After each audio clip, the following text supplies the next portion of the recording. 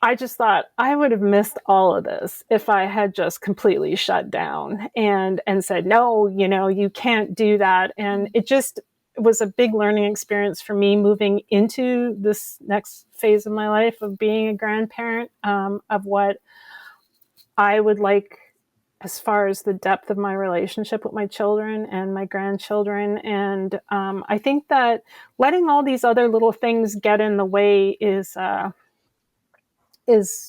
really detrimental, not only to the relationship with your kids, but also to the grandkids. Corey, it is so hard to find quality bread these days. Wouldn't you agree? Yeah. We learned so much when we did that whole recording on grains. We learned what bread should be and what it shouldn't be. And it's definitely hard to find bread made the right way. But we have found Serenity Farm Bread, which is a bread company doing things the right way. They are making old world sourdough bread, and they are baking it in a wood-fired brick oven. Their loaves are properly prepared, free of seed oils, no gums, no conditioners, no weird, funky ingredients.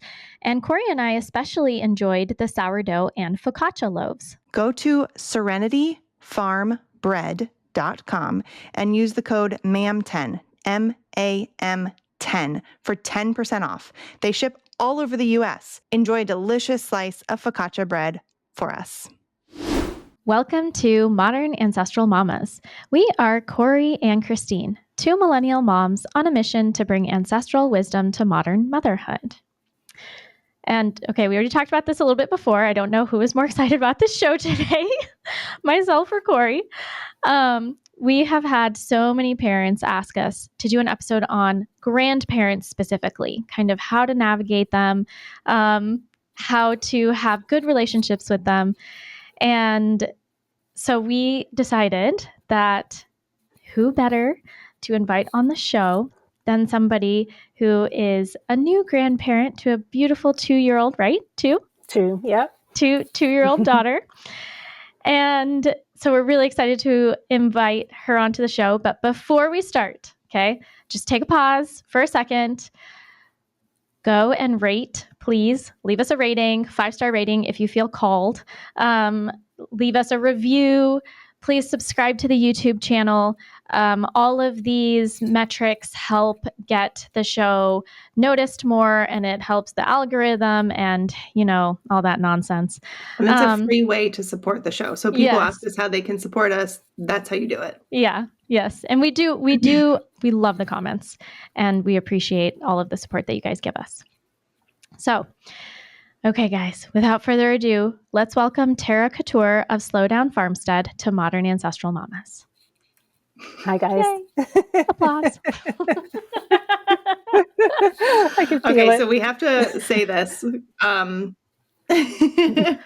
have to say this. When we first started our show, we had like a list of people that we wanted to have on, and you were on that list. It was a really short list. It was like the people that we had, like a dream list, and so we're really excited that you're here. Oh, all that to say. Well, that's so nice to hear. I'm excited to be here. I love you guys and I love what you're doing. So it's an honor. All right. So we start the show off with a roundtable question. We'll all take a turn answering it. And, sort of as an icebreaker just to get us going. And so today's question is, what is one favorite memory that you have with your grandmother? You can put as much color into that description as you want to. Am I starting? Go first, Tara? Okay. You can if you want, but you don't have to if you don't want to. No, I can go first. It's kind of easy, actually. So my grandmother was my babka. She was immigrated from Slovakia after she had already had some children. So she had a very thick accent, and she was just very loving, bluntly spoken woman. And I would say I have so many memories of her. She really shaped my life as a young woman. And I spent a lot of time with her.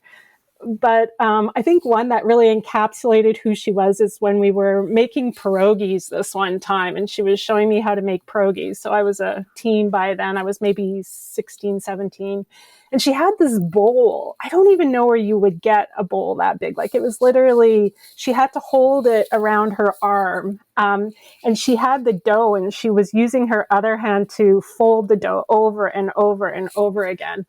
And she gave me, and I'm like, well, come on, I'm learning. Show me how to do it. So she gave me this, and she's directing me on what to do. And I think I did it 5 times. And I was like, oh, my arm is so sore. And she was like, come on, Tara, come on. And I was like trying to fold this dough in the aggressive fashion she was in. She just, she ended up taking the bowl away from me, and she's like, what for? What for are you so weakling? What for are you so weakling? And I was like, I mean, I was so used to her saying stuff like that to me. But anyway, she just, you know, had this expectation that any woman would be able to do such a menial task, you know. But we went on to make pierogies, and it was a very wonderful experience. And she showed me how to do everything, and it was just another great day with her. But I think that moment like really encapsulated her, because she loved that I was there and I was learning with her, and we worked side by side all day. But I also really loved her really down to earthness, like her common sense, and yet everyone loved her and adored her because she had such a good heart. And I like that because I think I have a lot of that salt and grit in me as well. I think my kids would say I do. I don't call them weaklings, but like I really have deep affection for just people being real. I love characters. I love salty characters and stuff. But anyway, that was one of my favorite memories, is that whole day of making pierogies with her. And you being called out for being a weakling. And being called out. You know, it made me up my game. Like, every time I make pierogies now, I can hear her, and I'm just giving her, you know, trying to do her right after all these years. Do you remember how old you were at that time? I was like 16 or 17, I think. I wasn't a little kid, but okay. Yeah. But she was like 80 yeah. something, and I couldn't keep up with her. Like, there's no way I could keep up with her. Yeah. Yeah. There's Amazing. a saying that they don't make them like they used to. No, it's true. and I agree. I know we said grandmother. So this is a side note, but my grandfather lived to be 97 years old. And this was after fighting in World War II and getting shot twice. And, wow. You know, grew up on a farm in Kansas, and, you know, grew up on raw milk, and then came back and raised a family and owned, you know, worked in businesses and traveled the world. Like, it's just like crazy that I feel like those kinds of people are few and far between, at least maybe in the US. I don't know. Yeah, she died in her late 90s, and she just died in her sleep. She didn't have any illnesses. She was still getting around. She was still healthy, had 11 children. Like, you know, they were self-sufficient. It's incredible, the lives that they lived. Yeah. So I'll agree. They don't make them like they used to. That's for sure. Yeah. All right, Christine, your turn. Oh man, I don't know, because so I'm actually going to go with my mother's grandmother. My other grandmother died when I was 5 years old. So my mother's mother. Yeah. I said that incorrectly. My other grandmother died when I was 5 years old. She was a product of American TV dinners. So that says it for itself. Mm-hmm. But my mother's mother is from Ecuador, and she is still alive today. She had a very, very rough childhood. And I would say that probably one of my earliest memories of her, or just one of my favorite memories, because I spent a lot of time with her in Ecuador as a child until I was about like 15 or so. My mom would just go and drop us off there for the summer and then pick us up a few months later. But Ecuador, or specifically the city that they lived in, is Guayaquil, and that's the coastal region of Ecuador. And seafood is very prominent there. And so one of my favorite things to do when I would come over is to eat crab. And so she would always have, like, I guess what would be the equivalent of like a crawfish broil, but this would be, you know, like a big crab dinner. And, you know, I will never forget the man would come to the house and he's got all of these crab on like a rubber band and they're all alive. And, she's picking out which ones are the best ones. And then, walk into the house and then and for some reason, I always have a memory of my grandmother and her cousin together, who would be my great aunt. And it's the two of them together always. They're inseparable. And they're just these, chatty hens, essentially, gossiping all the time. And they would prepare the crab. And as a child, I remember being horrified seeing them put the live crab in the water to boil it. And I would always beg them, let me just have one. So they would save? Yeah, to like let it just run around the yard. So there'd always be one or two crabs running around the yard and I would, run after it and be totally terrified of it because it's, got the claws and it's trying to catch you kind of thing. And I'm screaming and they'd pick it up and put it in the pot as well. And but then we would eat the delicious crab together. And yeah, that's definitely one of my favorite memories of my grandmother is eating seafood and watching her and my great aunt cackle together in the kitchen. And yeah. I love that these all revolve around food and prepping food and being together. And that's so beautiful. Both of my grandmothers are still living, so I have lots of memories with them. We grew up very near to them. And one of them, I'm going to go away from food because you guys just painted some really beautiful food pictures. But one of my grandmothers is an artist. So, and she has a whole art studio in her basement. And so we would go over, me and my cousins would go over and make art with her in her basement. And she has like paintings of naked women and like all this stuff. And I was like never weirded out by it because, it was just like normal. But like looking back on it, I'm like, like hanging out in a basement full of painted naked women. And then, and I've done that with my children too, which has been so cool to like go over to her house and they get to make all this art with her in her basement. And then my other grandmother is just one of the most giving people. And we used to go to her house every Sunday night. And she would always make food for everybody. And there were almost always extra people there, just like randomly. Like both of my grandmothers would collect extra people. And they would just be like random extra people at family meals. Because they were just, feeding whoever needed to be fed. But my mother's, so my maternal grandmother, and all of the women on that side of the family all love mysteries. So we would go over and when it wasn't football season, we would watch, after dinner, we would watch Murder, She Wrote, which is one of my favorite shows from the 80s and 90s. And it's very nostalgic to me. And so now my kids like go over to, well, my grandmother lives with my aunt now. We'll go over there and like watch these old either Agatha Christie murder mystery shows from like PBS or reruns of Murder, She Wrote. So those are mine. I do like that you all have these like really specific times and that are all around food. I don't know. I find that like kitchen cooking and being, food and all, it's just so cementing because I think maybe because it's just so human, that it's a very cementing place to pull memories from. Yeah. All right. On that, let's move to talking about the real question is not how much we love our own grandparents, but people have asked us over and over and over, how do I manage is maybe the wrong word. And it's almost always the word manage. It's almost always manage, which I don't like. Yeah. Handle is another one.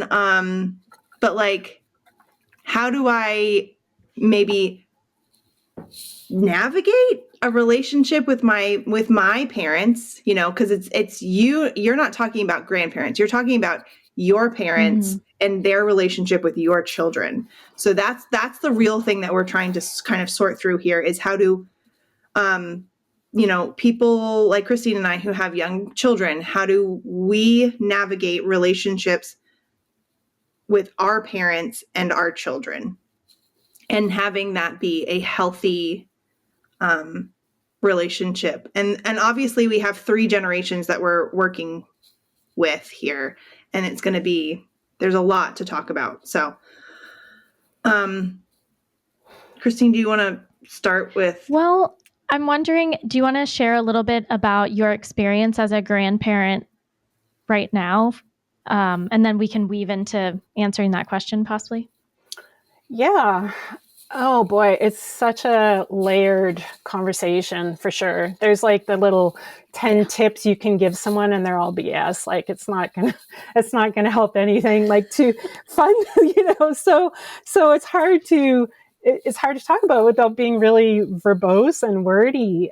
But it's interesting because like I'm a writer, and a lot of my biggest demographic is actually young mothers, which surprised me because I thought, oh, it would be women my age, you know, maybe that are moved on from that part of their lives. But it also honors me because it's my favorite demographic. And I think that's because when my kids were small, there was no internet, and I didn't know anyone doing things like I was doing. So I was often really lonely in my choices, and like, you know, questioning my sanity when everyone else seemed to just go this other route that seems so much more simple and straightforward. And so if I ever met someone, you know, as we moved around or whatever, that kind of thought along the same lines as me, it felt like such a gift.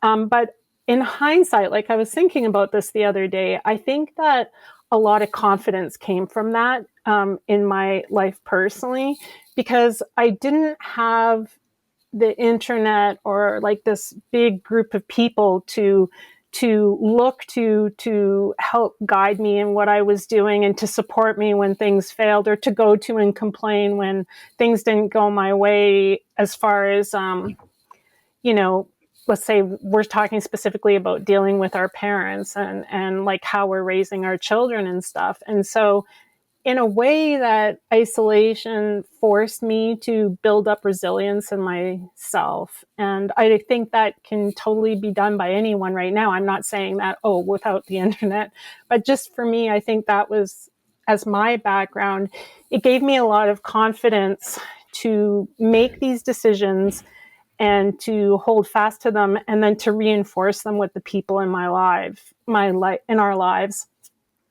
including family members, friends, schools, sports teams, all these sorts of things, because I was just determined to have the way that I wanted to parent be supported and reinforced by the people around me. And I truly believe that that's the parent's job. That was my job. Like, I have to take that on, and I have to make sure that this broader community around me, including family and friends, are if not, you know, loving the things that I'm doing or thinking I'm doing it right, at the very least, they have to respect me as a parent and understand that that's my choice, and that that it's up to them to respect the parents' choices for their child. And, you know, now as a grandparent, I'm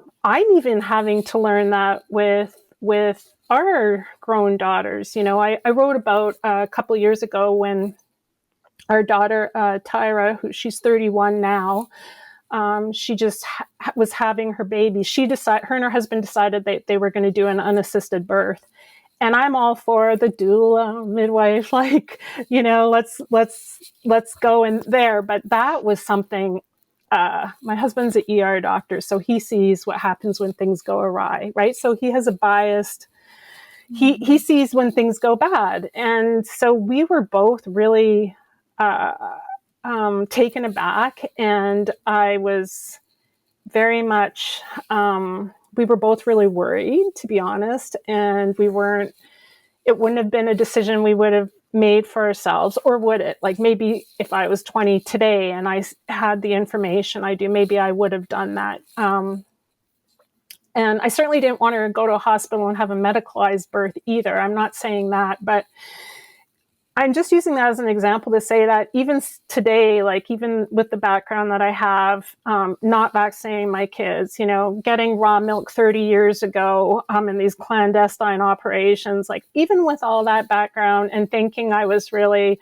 open-minded, there's still things that stretch me, and I suspect will continue to stretch me. And I really, really strongly feel that if I could just talk to grandparents sometimes, and when I hear from these young women, like some of the things that they're dealing with, my heart just goes out to them. And I think it's a real mistake on behalf of parents who have grown children to continue to treat those children as if they're children. Like my husband and I feel very strongly that in order for our relationship to continue to be close, to have like an intimate, loving relationship with our daughters, we have to honor and respect them as grown women.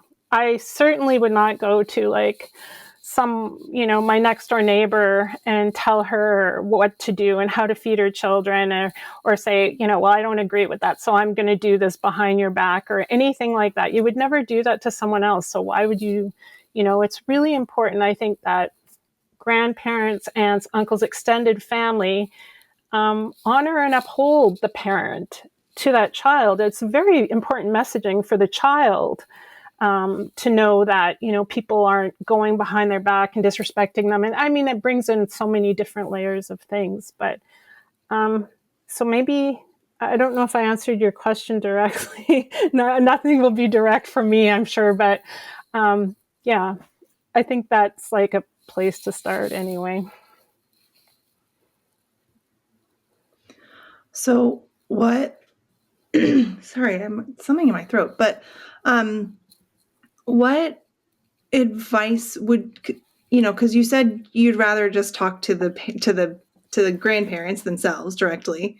But obviously, the people that our audience is mostly is the millennials, or the women who have young children right now. So they're not in the grandparent stage.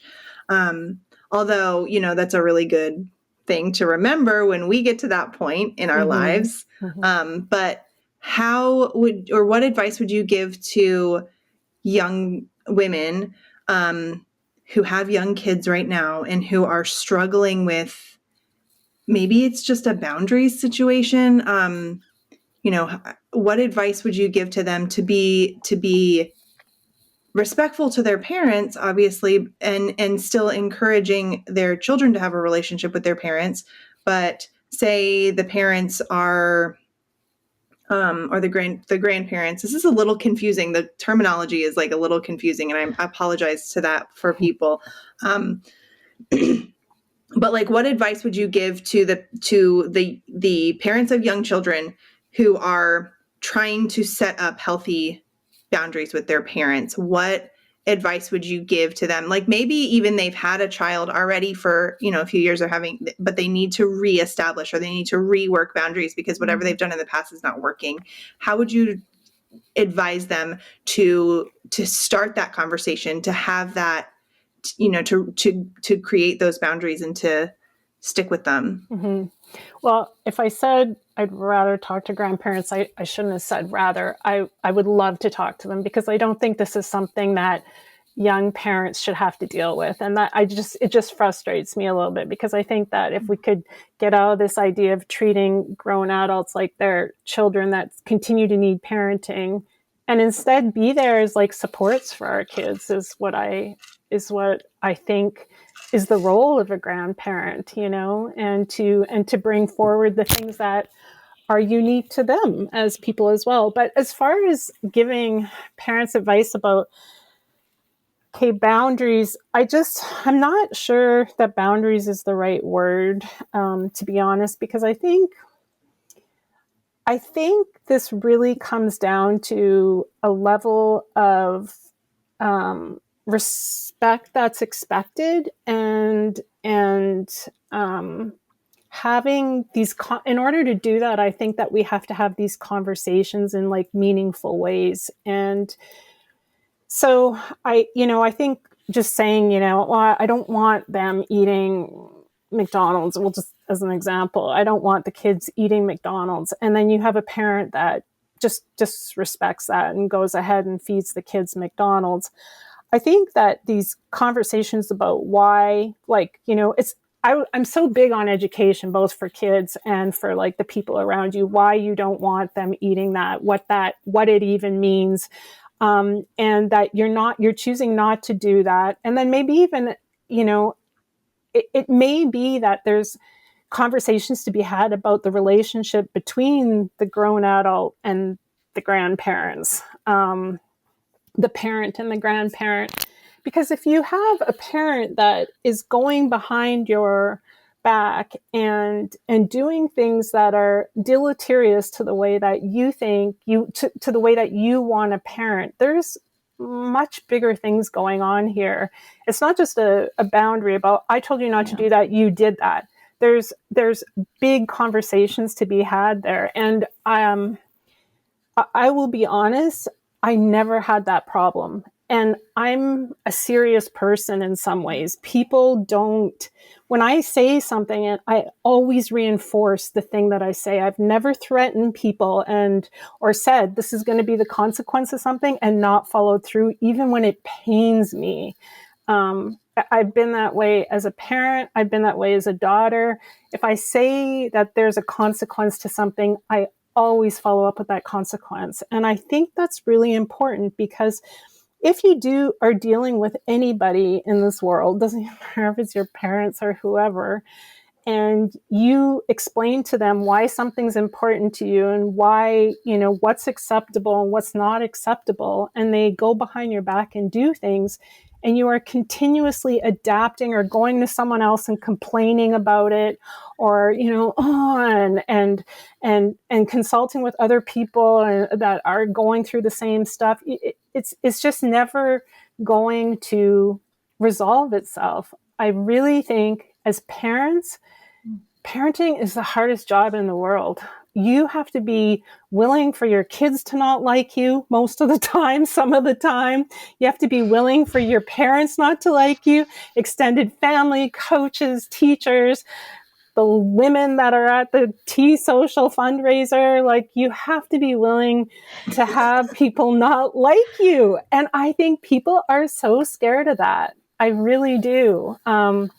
I don't think I lived in a bunch of confrontation raising my kids at all. We had a pretty low-key, peaceful environment, but my parents would never in a million years think to do something like bring them to McDonald's when they were in their care, not because they were of total like mind with me, but because they knew I wasn't doing that. And if they did bring them to McDonald's, well, then the kids probably wouldn't be with them again for a meal. And it's not a threat. It's just the way that things are set up. So as an example, if my kids did go over, my mom would cook them a nice meal or whatever. And if someone was bringing them to hockey practice, then I would have their meal for them after they were done, because I knew that my parent didn't eat until 2 hours later or whatever. I didn't leave these and it just became so routine. I think a lot of people think that sounds like it's maybe overly anal or like just controlling. It wasn't at all. It's just that was just the routine of it, setting everybody up for success. And so, yeah, I don't. So much of it comes down to, if I was in situations where somebody was continuously undermining the things that were really important to me, I would always have a heart-to-heart conversation first about it. For me, the nutrition of my kids was so paramount because it literally changes who they are as human beings. And,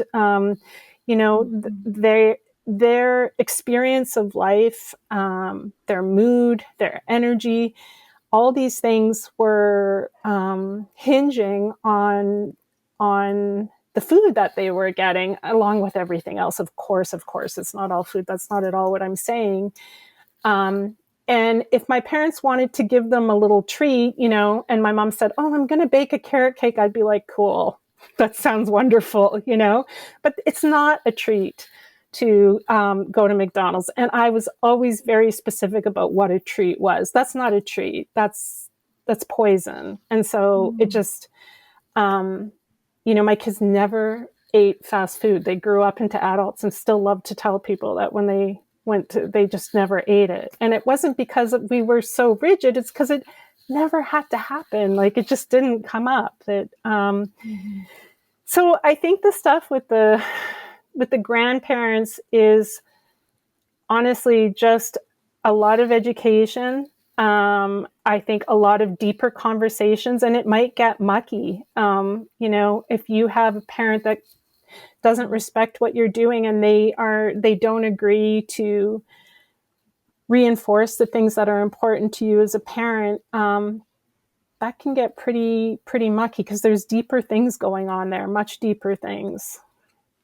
But it's either a conversation that's going to have to be had, and maybe there's a gift in that too, to be able to bring about and have these conversations. Maybe the child or the food or the upbringing is just a conduit to having these bigger conversations that can maybe even help your relationship and deepen your relationship in ways. And if it becomes a destructive thing, then there's, like I said, there's deeper things there. And that's something that we should not be so scared of, that we don't have these hard conversations.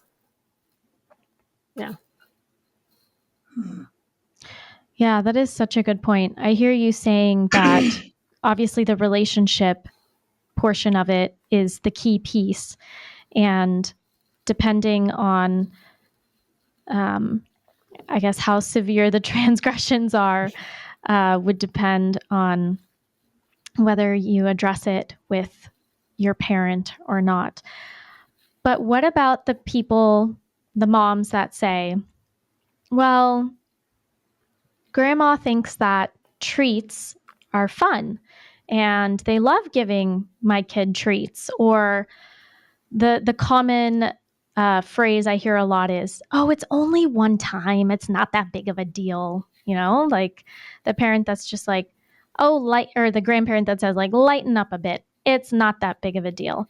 And not that I don't think grandparents in general are inherently doing this to go against their children. I think that, and this is where I think you as a grandparent can speak to this, but there's just this immense amount of love and want for connection with the child. And for whatever reason, feeding treats or maybe watching a special TV show, or I don't know, that is the way that they know how to connect. And so that's why they choose to go that route. I don't think it's malicious for the most part. And I think that as grandparents, they're a little bit more laissez-faire about things, and like, oh, the parent is just all uptight, like you'll loosen up a bit once the years have gone on, kind of thing. Mm-hmm. I don't know. How do you feel about that now as a grandparent?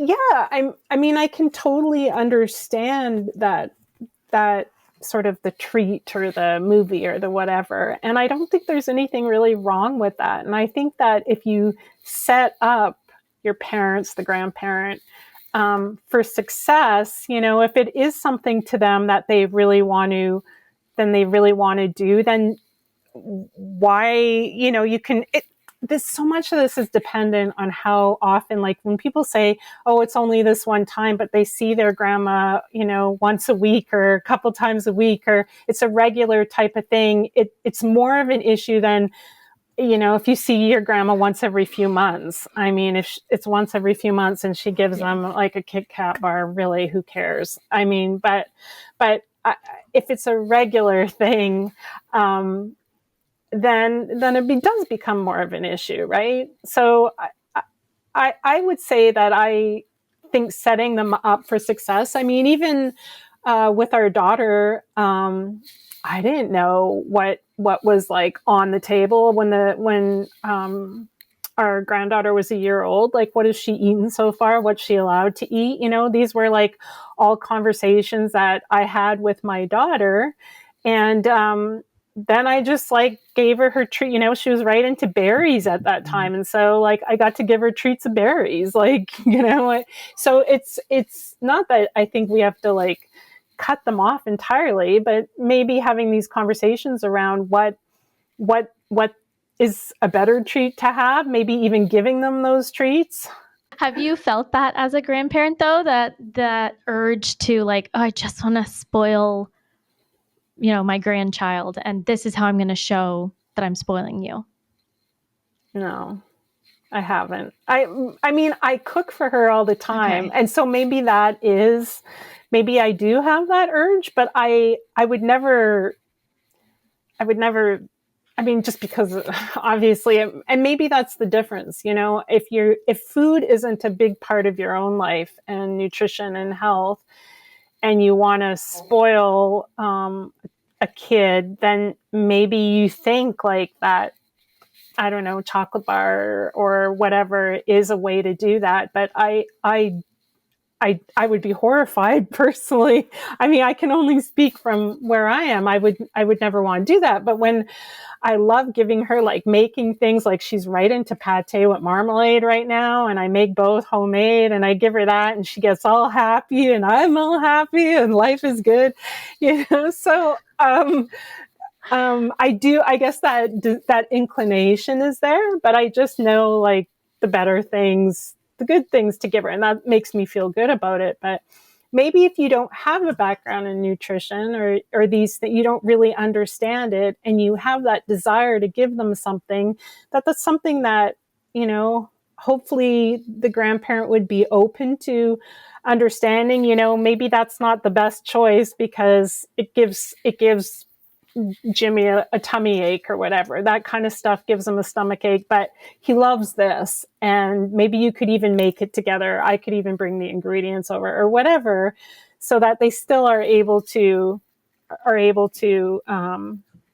express that love in that way, but without, you know, putting your kid into a diabetic coma along the way. Oh my gosh.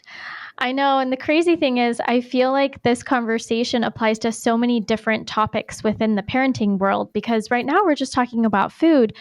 But what about the people that are struggling with, let's say, like vaccines? Let's say a parent doesn't want to vaccinate their child, but their parents did. And so the grandparents are appalled that they're not vaccinating their grandchildren, kind of thing. Or sleep. You know, they're appalled that you are sleeping, your baby is sleeping in the bed with you. And education too. How dare you homeschool your children? Mm-hmm. What is wrong with you? There's perfectly good public schools out there for your children. Yeah. It's true. And I think sorry, go ahead.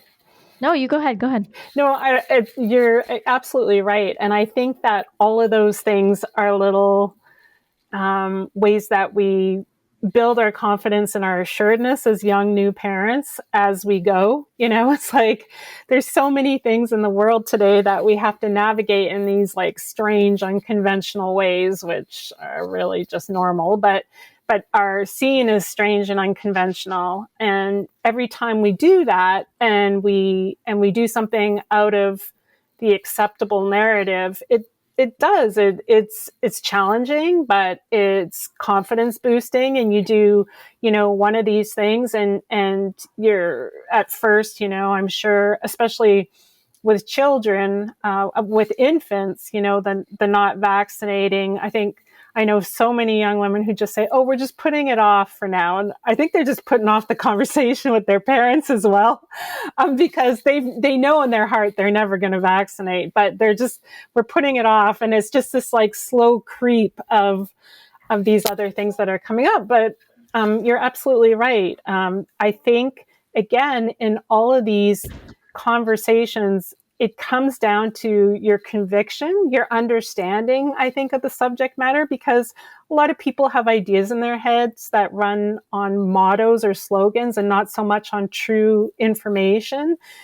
And being able to have rational conversations where you are educating someone and the other person being receptive to that, I think is really important, because I don't know what, like I said, when for us as grandparents, when our daughter decided to have an unassisted birth, I feel like we had, my husband and I had conversations between us where we had decided the most important thing was, like, he wanted to talk to her, and she had done a lot of reading, and she had taken a course online, and I know her mother-in-law was very worried, very, very worried, and she had to navigate that. And we said how we felt about it, that we were worried, but we also trusted her, and we wanted to support her, but it was really challenging. And we actually went down, they live in Virginia. We actually went down there, and I was there for the birth, which ended up being one of the most miraculous, profound moments of my life as a woman. And I just thought I would have missed all of this if I had just completely shut down and said, no, you can't do that. And it was a big learning experience for me, moving into this next phase of my life of being a grandparent, of what I would like as far as the depth of my relationship with my children and my grandchildren. And I think that letting all these other little things get in the way is really detrimental, not only to the relationship with your kids, but also to the grandkids. But yeah, I went off a little bit there on that. If figuring out what to feed your family feels exactly like a never-ending to-do list, I get it. That is exactly why I created these 3 cookbooks just for you. 1 Chicken, 5 Meals shows you how to stretch a single bird into a week of nourishing, no-stress dinners. Nourishing Junk Food lets you create your favorites with using real food ingredients, no food dyes, no seed oils, and no other junk, just the flavors that you love. And in betweens, that's the secret weapon for snack time, lunch boxes, and all those what do I even feed them right now moments. All 3 are kid-friendly, mama approved, and made for real life. Get your copies today and turn your kitchen into a place that you actually enjoy. Go to fornutrientsake.com and use the code MAM15 for 15% off your order. All right, our second code that we're going to share with you is from Seatopia. The code that they have given us is Ancestral Mama, and that's going to get you 10% off. They sell sushi grade and snap frozen fish. So it's frozen at the peak of freshness, and it's all clean, certified clean seafood that is mercury safe and microplastic tested. Check out their website, seatopia.com. Is that right? It's utopiafish.com. Okay. Yeah. One of the things that is so difficult about having this conversation, I think the reason that I've wanted to avoid it for a while on our show, is that it is so complicated, and it is not the same for every person. Yeah.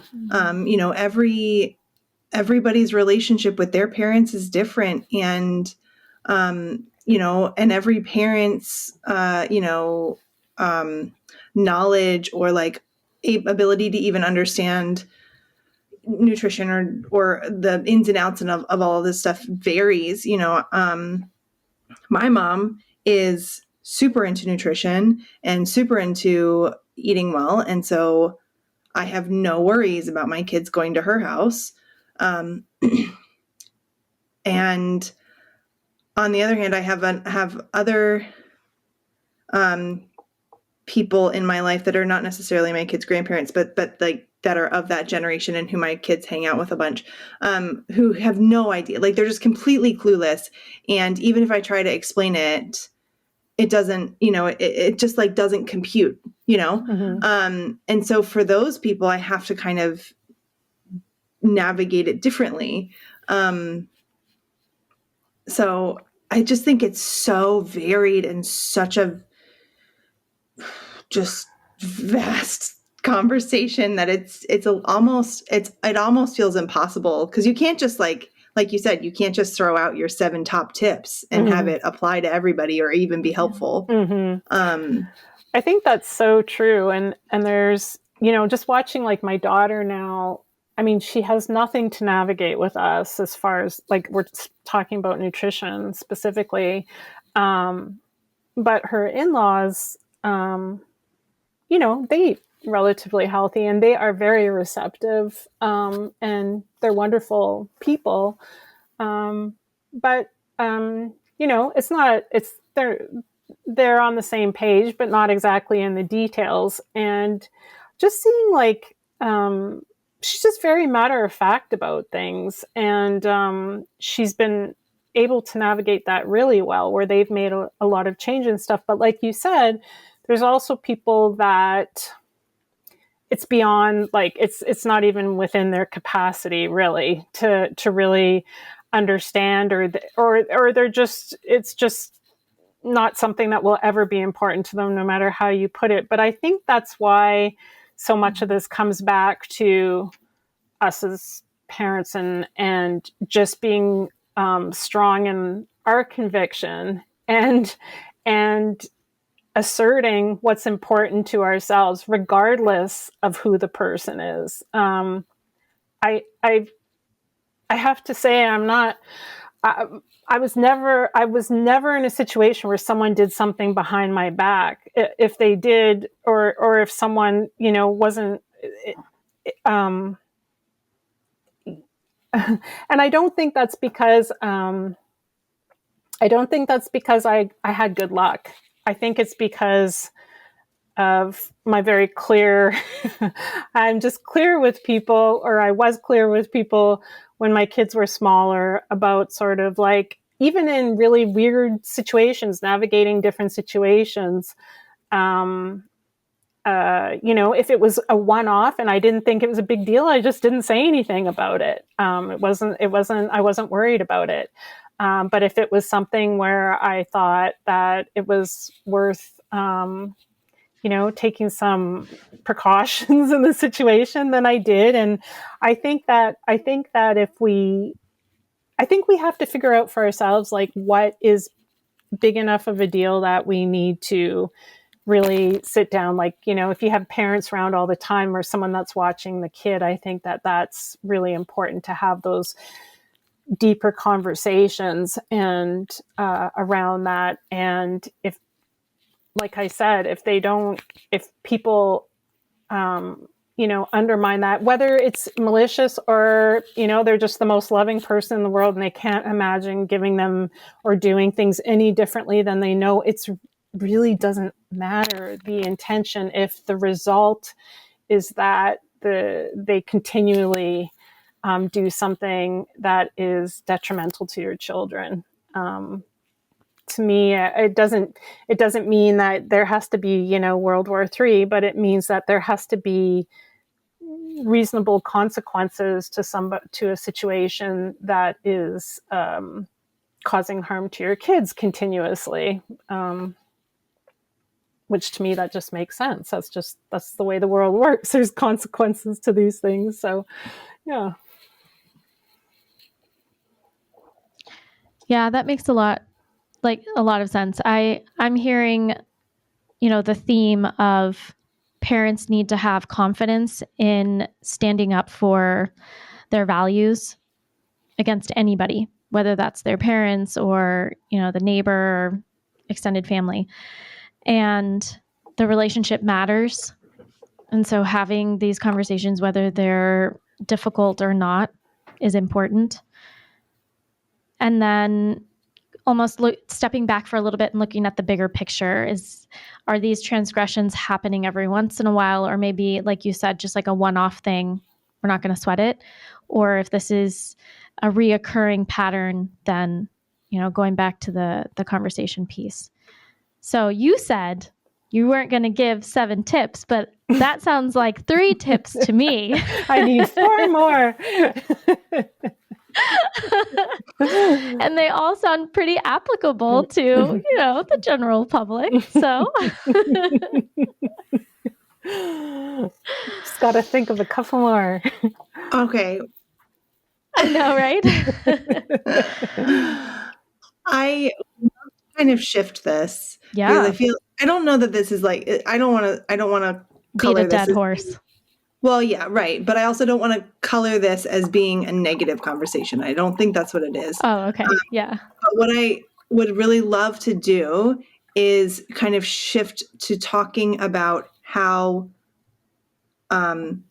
we as parents can help to encourage relationships and foster relationships between our parents and our children. And especially if those parents are our parents, so the grandparents live, farther away. So like you said, you live in Canada, your daughter lives in Virginia. That's a long way apart. And your granddaughter is only 2. So it's not like she can call you or like jump on a plane by herself and come to you. Yeah. So like, what are some things that your daughter and her husband are doing to encourage a relationship between your granddaughter and you and your husband? So I will say when my kids were small, my husband was in the military for 25 years. So we moved all over Canada, often every 2 years. So I did not have grandparents around regularly anywhere, anytime, or family, as a matter of fact, anywhere we live. So for us, we feel even more of a sense of like importance to have a really good relationship with our granddaughter. And like you said, with the distance, it's really challenging. And so for us, we've been every 2 to 3 months, we've been driving down to Virginia and seeing her and spending time there. And then our daughter also is driving back here in between that time. So we're also able to see her then. The other thing, and it's a mixed blessing, is the blasted screen. But at night, my daughter puts on FaceTime, and our granddaughter, we have like a cabinet with books in it. And we put on FaceTime and we go to the cabinet and she tells us which book she wants. And then she says, okay, get all cozy. And she goes in her bed under her quilt. And we have to pull up a blanket because we're all cozy too. And then we just read her the book, and then she wants another book. Usually we get like 3 books in. And so it's like a small thing, but like she wants us to show her where the dog is and if the dog's sleeping and he's all cozy. And we walk around the house and it's something familiar to her. So when she comes to visit, it's like something she knows, in between that growth spurt of 3 months, which is so astronomical in those little beings. But, so that's what we're doing right now. We're actually like, as far as what happens from here, I think the world is in such a crazy place right now, but we're semi-retired. So there's the possibility of moving closer to them, and we'll see what comes of that. But, that's sort of how we're navigating it now. And I guess the nice thing about you're using a screen, but we're using it to like kick it old school with the books, so it makes me feel a little bit better about the situation. So yeah. This actually brought a memory back of, so 2 things. My oldest is 11. And when he was born, we actually lived in New York City at the time. He was born in Brooklyn. And my mom said to me when she met him, I feel like I've fallen in love all over again. Like she was like, and my mom is a widow. So, but I feel like I've fallen in love again for the first time. And I'll never forget this. She made me a promise. She said, I will never let more than a month go by without seeing him. And let me tell you, we moved from New York City to Chicago before we made it to Texas. And she never went bad on that promise. Like, Oh, wow. she, for the first almost 2 years of his life, whether it was she was coming to us or we were going to her, she saw him every single month for like the first 2 years of his life. Oh, that's And wonderful. it was crazy. To me, it just like, yeah, really solidified her dedication to her. He was her first grandchild. I'm like getting fuzzy little warm feelings just thinking about the beauty of grandparents and how cool it is. It really is. It's just such an incredible cycle of life, the way that happens. And now we're blessed to live in the same city as her. So, oh, that's wonderful. Yeah. That's so nice. Yeah, I think that, I kind of think there was a generational gap with grandparents a little bit, maybe with the baby boomers a little bit, where like my grandmother was my grandparents were such influential people in my life. And then it sort of, I don't know, it seemed like there became this idea of like, you retire and you go have your fun after you retire or something. And I think families we move all a lot now. And so this idea of having this grandparent around to, when I was sick, I used to get chronic tonsillitis when I was a little girl. And so I'd miss a lot of school.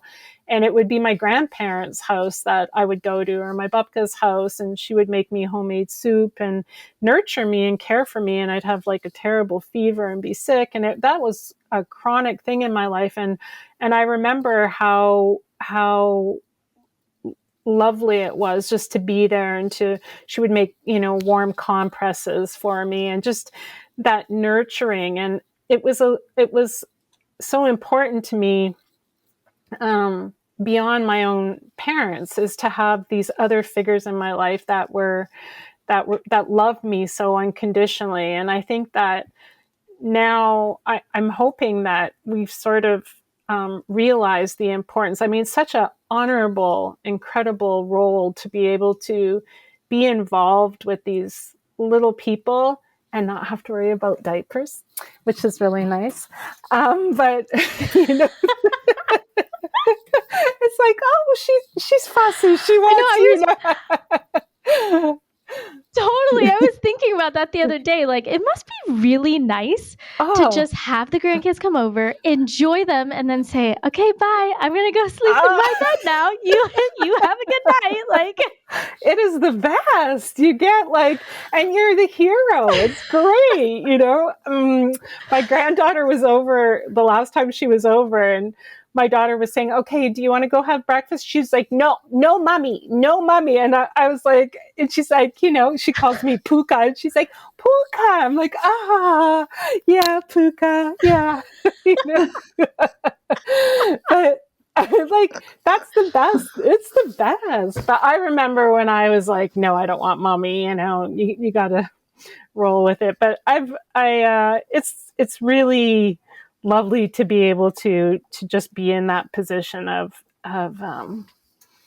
just enjoying them, and to be in a place in life where we're not struggling to make ends meet, or we're not, we don't have all the pressures of like navigating all those other things. I've been through that part of it. So it just makes everything so much simpler and sweeter. But I have such compassion because I know I've been through it myself, for all these layers of parenting, and it just seems more convoluted than ever. I think the whole internet and computers and social media add like more layers to all of that stuff. Yeah. Yeah. I know having my mom or my mother-in-law come, after we've had a baby or something, and just be the person that my older kids would just love, they're like, oh, yay, like we're special, grandma's here, Nana's here. But then like for me to not have to worry about that or them, or like they, you know, knowing that they have such a good relationship with that other person. It's been, I love that. Like, and that's something Ryan and I talk about, you know, we're like, when we're grandparents, like this is going to be, we're going to like build another tree house for our grandkids. And we're going to, you know, like we're going to have this, I don't know. It's like goals, right? Like that, what is that saying where it's like, only great moms get promoted to grandma or something like that. Like, I mean, honestly, okay. Sometimes people come to me on, you know, social media or whatever and ask me, how do you handle, you know, grandparents with this, and this? And sometimes I'm just like, honestly, like, I don't know, because I'm really lucky to have, you know, parents who are super supportive. And, you know, I do have, my father-in-law, I love him so much, but he's like a total dimwit when it comes to food. And so like what I've had to do is I basically like printed out something with photographs of the food in the store and like the aisle number. And I'm like, here, this is what you can buy for them. That's awesome. Because like, I just know that he can't, like he just has no headspace for it. Yeah. He's super smart when it comes to other things, but like that, he just does not understand it. Yeah. And I've just kind of had to meet him where he's at, you know? Or just say, well, okay, well, when my kids go there, they're going to eat goldfish, which is not what I want to do. So those are my two options, right? Like three, there's three options. Either they're not going to have a relationship with their grandfather, or they're going to eat goldfish when they go over, or I have to put in extra effort to make sure that they're going to not eat goldfish. Right. But yeah, I don't know. There's so much beauty in a relationship with a generation that is above your parents, you know, because like I can go sit with my grandmother right now and she'll tell me all these stories about growing up in World War II, or my other grandmother grew up in Louisiana, and she has all these stories about living in this like rural southern Louisiana town. Ooh, I want to hear those. They're fascinating. And she's like done all of this research on family history and genealogy and all this. And it's fascinating. Like, no, you would never get that. I would never have gotten those sorts of stories from just my parents, you know, but like you said, where you have these generational families. I've been reading a lot recently about how the nuclear family is not, you know, that's not our goal. Like we want to have a multi-generational, multi-family family. And if we could all have that, like, let's just gather up our little, you know, hens. We're all going to be with each other, around each other, building our little community. It just sounds so lovely. But I really appreciate what you've like given in this conversation, because I think that it's great information for parents, for our age type parents, and it's great information for grandparents in you know, navigating a relationship with their adult children. I have one more question, and I don't know, Christine, you may have other ones too, but I actually want to flip it. Okay. So let's say that one of your daughters goes, and you know, this is probably like I know what you're going to do. But like, say that one of your daughters comes to you and is like, yeah, cool, mom. Like, thanks for raising me however you did. But we're going to go the opposite direction. Would it be, how would you handle that? You know, like, cause it's all well and good to be like, yeah, it's cool. Like the most outrageous thing you're going to do is have a home birth, but man, you're making it juicy, Corey. The opposite is it's no, so mom, true. I'm going full on. I'm going to vaccinate my kids. I'm vaccinating my kids. I'm having an epidural. No, I'm not even I'm having a planned C-section. Yeah. I'm, you know, like, Oh, that's All the such a good things. question. I'm also ordering McDonald's. We're getting a planned C-section. We're going to eat McDonald's on the way to the hospital. Yeah. The vaccine truck is waiting. And on the way home. The soy formula's cooling in the We're shelf. like, oh boy, we don't. Yeah. Totally. Oh my gosh. I forgot about that. Oh, yeah. Oh, that's a good question. You know what? I think I can kind of answer this because I have women friends, my age and older, that have children who they think like me, they live like me. And I'll tell you, I have a bubble around me just like everybody else does. So maybe I'm not seeing the wider view here, but I think that's a lot more of an issue when you have sons and they marry a woman who is not aligned than it is having daughters. Yeah. Because every friend I have that raised their sons the way they did and whose sons are now married and having children of their own, the family, how they eat, how they live is being controlled by the wife. And I think women have a lot more influence in that area. Yeah, I would completely agree. Yeah. So I see the struggles some of my friends are having with this, with their grandchildren being vaccinated, the mother being vaccinated for COVID while she was pregnant, the whole gamut.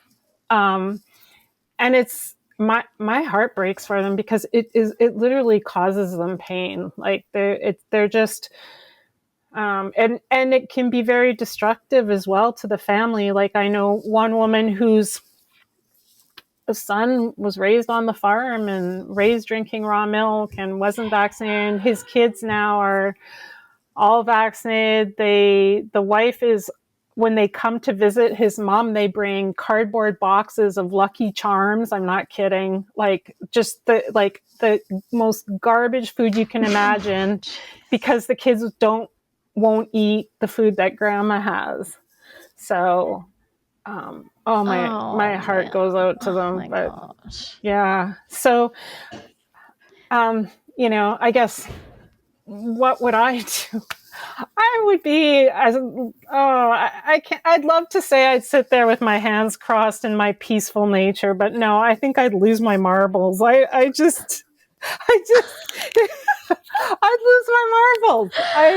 I would be heartbroken, just like my friends are heartbroken. And they've had to, after years of trying and almost getting to a point of completely losing their relationship because their daughter-in-laws hate them because they're questioning how they're raising their own children, they just shut up and stop saying things and hope that they can, get in a little bit of homemade chocolate milk to the kid or something. Like, that's the reality of life. I mean, yeah.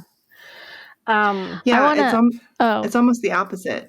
I mean, I was going to say, I'm almost kind of in that situation, but almost in reverse, where my husband happened to marry somebody who's very crunchy now and holistic.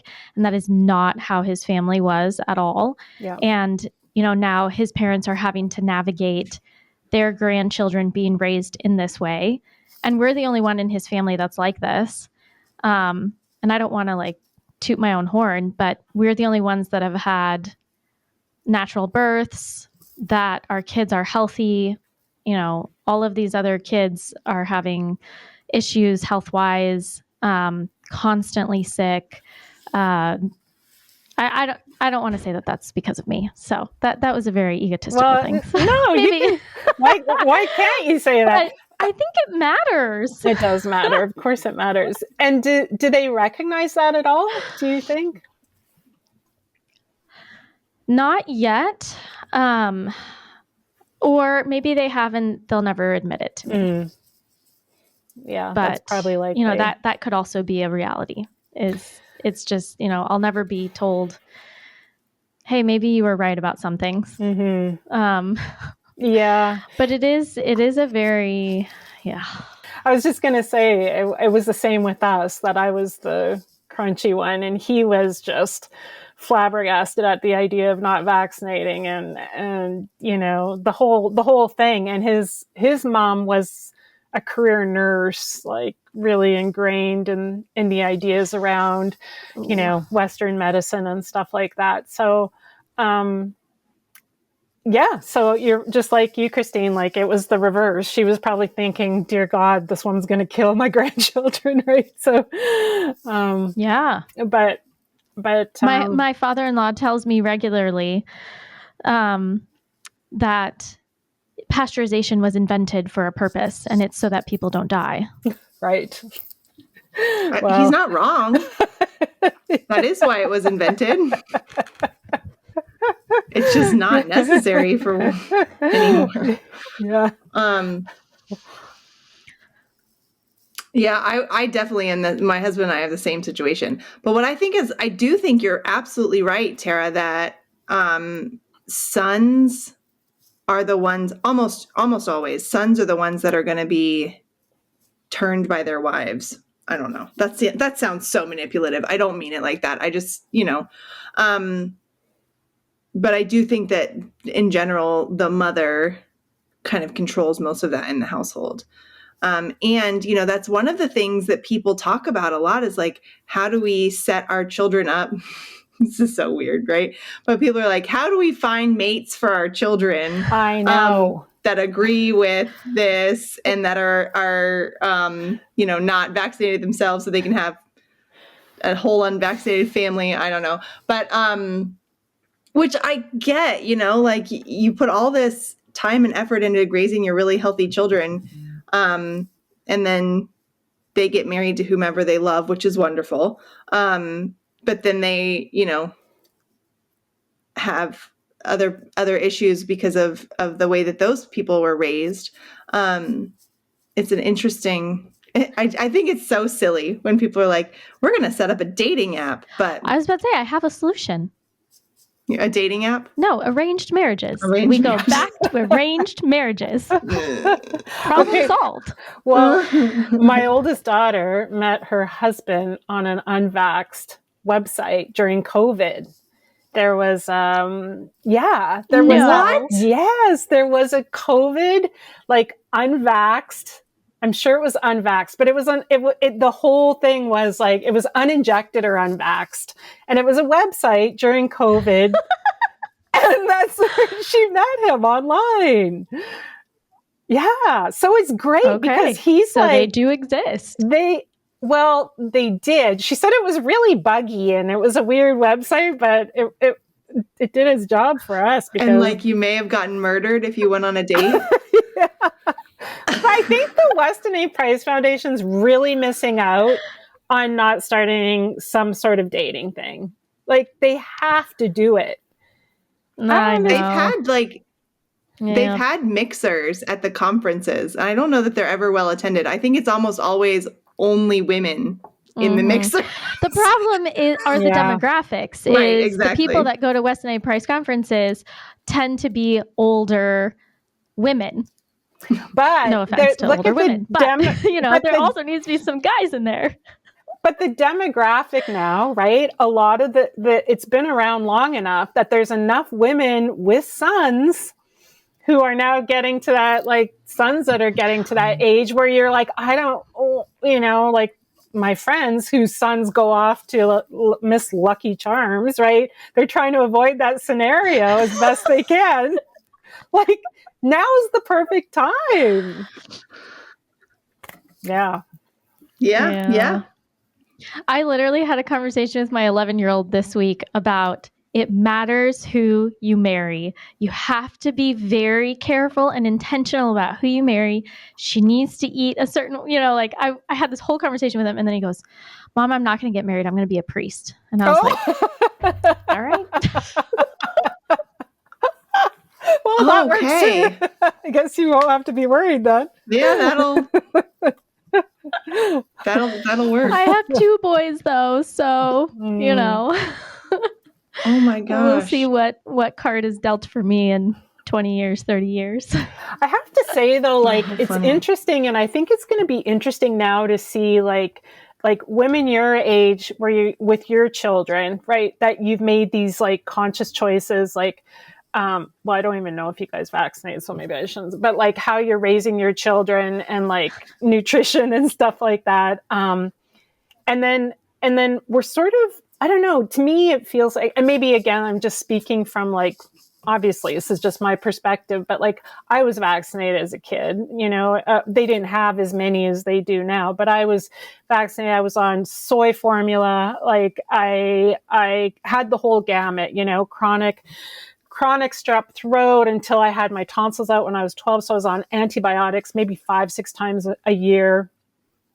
And so when I had my children, like I was coming from a nutritional deficit, definitely like I had like chronic stuff going on or whatever, but I had my children and they were nursed and they weren't vaccinated and they ate a certain way. And now like, it's so to see now our granddaughter, so, and she's, obviously was nursed and she eats all like really wonderful foods and stuff.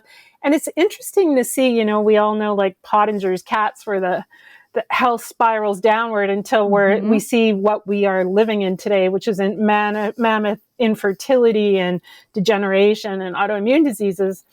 But it can go the other way just as quickly, I think, yeah. And that's what I'm seeing. And I think it's really profoundly exciting. Like, so, maybe it's going to be a smaller group of people, but I think the human body and the resilience of the human body is just miraculous.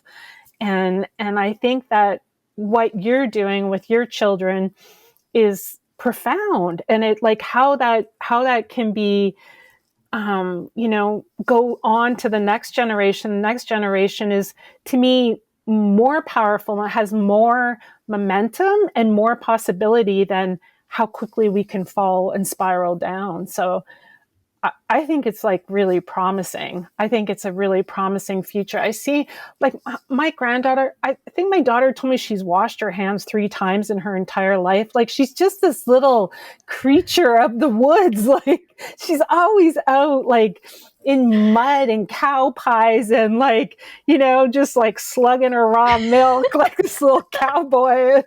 And she's so robust and healthy and spirited and like effervescent in her nature, the way that children should be. And it's always, that's why I've always like, whenever I go to a Weston A. Price conference or here we have like a resiliency group that gets together just in these type of like environments where you can see these children just sort of bubbling over with life and vibrancy. And you're like, that's what this is like all about. That's what a child should look like. Not when I, go to the grocery store, and you're like side-eyeing the person's cart next to you and you can almost match up the cart with the kid in the cart, and it's so tragic, but it's just, so I guess what I'm trying to say is I never feel like hopeless, maybe there's maybe you have a son and he things don't quite go the way that you want them. But I think that there's, at least for now, always the possibility of recapturing our health in really profound ways. Yeah. I do wonder too if the mothers who have that sort of thing happen, if they can kind of be like the quiet, strong force, maybe, because like when I got married, my husband was raised completely standard American diet. So I kind of like just fell into that because it was a lot easier than what I had been raised on with a more nourishing diet. And like I was working full time, he was working full time. I was also pregnant, like all of these things, just, didn't put in all the effort into the food. And then, when we had our second baby and she was sick, my mom was kind of like, hey, so, you might want to try cutting out gluten, but she let me try and figure it out for like 6 months beforehand. And then fast forward again, and she noticed that I was getting more into the nutrition thing and like trying to figure it out. And she goes, hey, here's, for Christmas, here's a copy of Nourishing Traditions.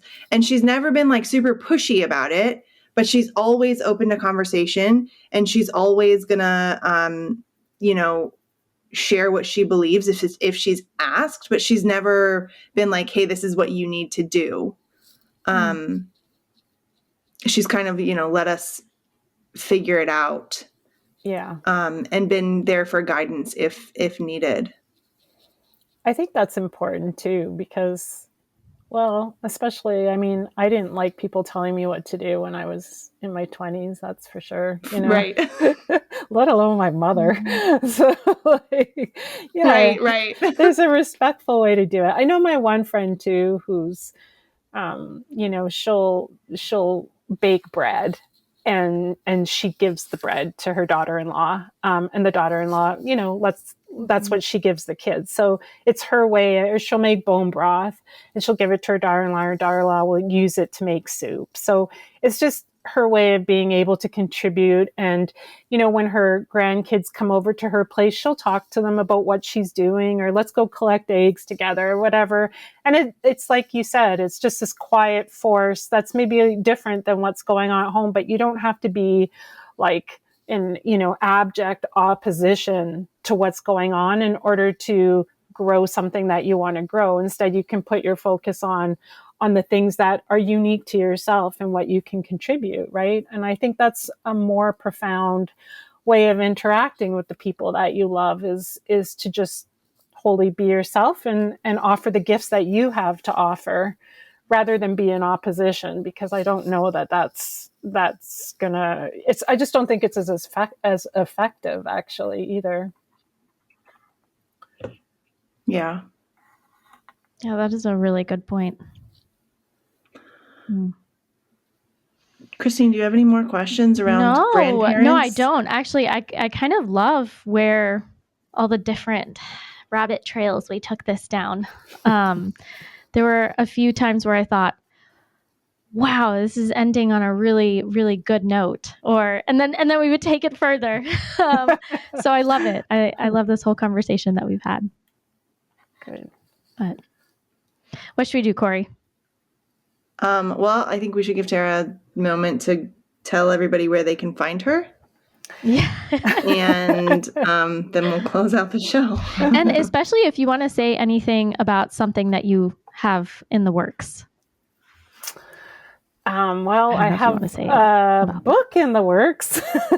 So I was picked up by a publisher. So I'm just in the final editing stages right now, which is not something I'd recommend to any sane soul.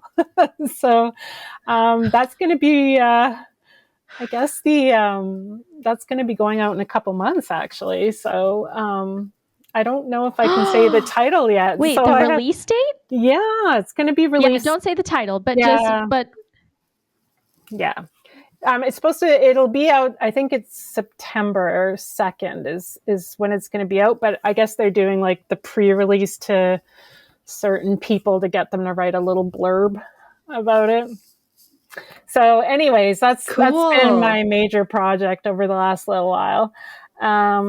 And then other than that, I'm on Substack, just under slowdownfarmstead.com. That's my newsletter where I put that out once or twice a week. And I'm on Instagram as Slowdown Farmstead, although I've been really kind of not been very faithful to Instagram for the last long while. But every now and then I make an appearance there. It's like Christmas morning when you do, if I must say.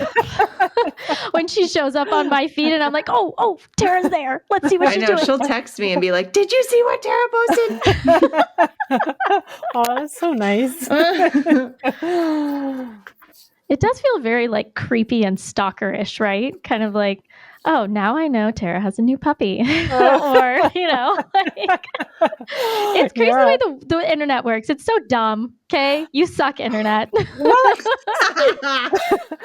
There is some weird stuff that's like, I know things about people without them telling me, or people know things about me without me telling them, or like random people will be like, hey, I follow you on Instagram. I know you. And I'm like, oh. No, you don't. Yeah. Right. I know. Yeah. I told Corey the other day, this mom told me in my homeschool co-op, she was like, so we were on a road trip and I listened to all of your podcast episodes, starting with the first one. And I just wanted to die internally. I was like, oh God, that is so embarrassing. And at the same time, you think like, of course, you idiot, you're putting these out onto the air for people to hear. So what do you think? Like, come on. And it's just like, I don't remember what I said 3 years ago. I don't remember what type of person I was 3 years ago. Like, I know. Or how bad the audio was 3 years ago. Oh. Well, it's one thing to have it out there, but then to meet someone in real life. And then they're like, oh, did you finish canning your apples? And I'm like, oh, that's just so weird. Like, no, I don't. It is. Yeah.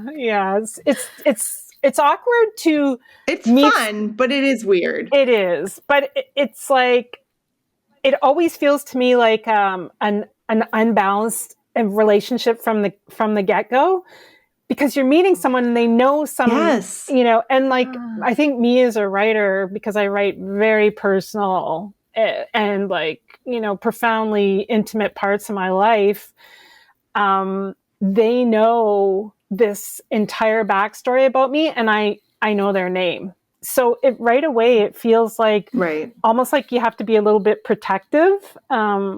I've noticed that a lot with myself when I meet someone that I also am not sure if, because I write such intimate personal things, if they expect me to be like that in person, because I don't want to talk to you about these things necessarily, like in our first meeting together. And sometimes I think people have a perception of that. It's a hard thing to navigate when you first meet somebody, I think.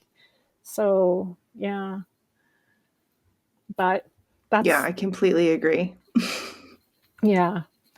The nature of the world we live in currently. That's it. Yeah, that's it. But it was great to talk with you guys.